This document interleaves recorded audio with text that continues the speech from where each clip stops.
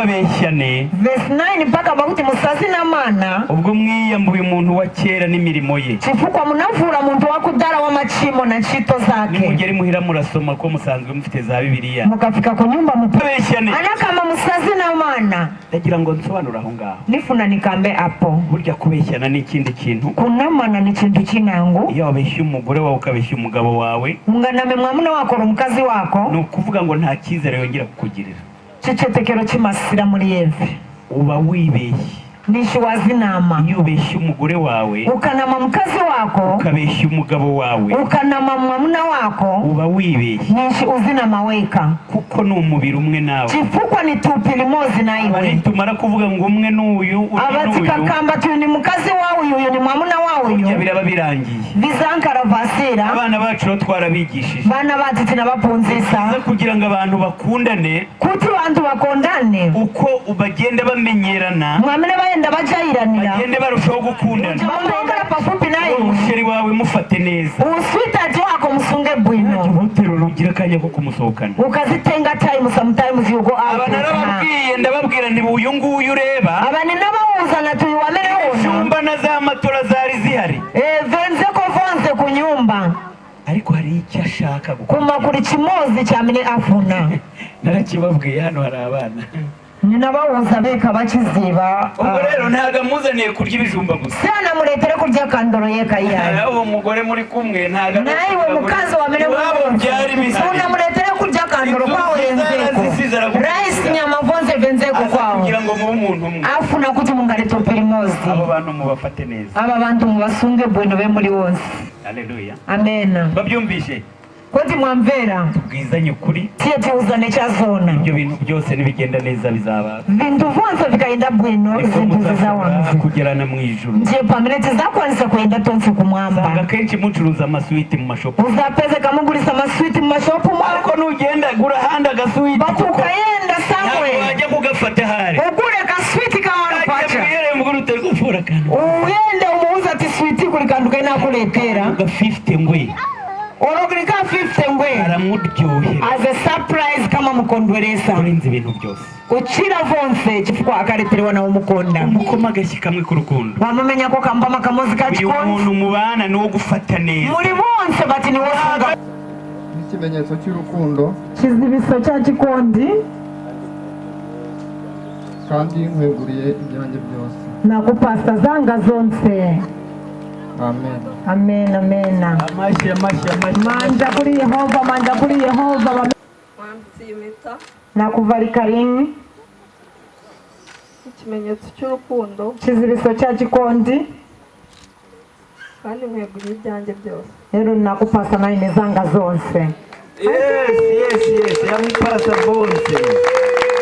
Ayo mashyi niba ntagira. Aya manja zona ya manja muri na Gerasi. Haleluya. Ngewe Kwitonda Jean Baptiste. Ine Kwitonda Jean Baptiste.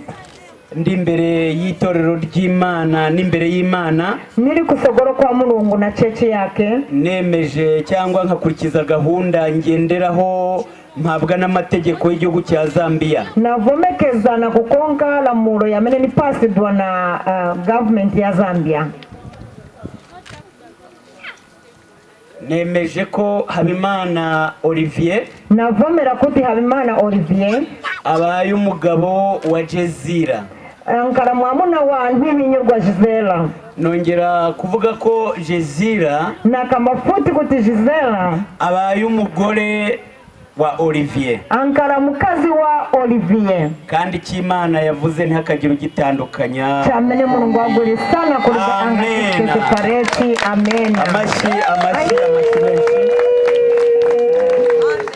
Tubabwira ati mutibagirwa gukora subscribe kuri channel yacu ya YouTube Kwitonda TV. Turabakunda cyane, amahoro y'Imana bane namwe.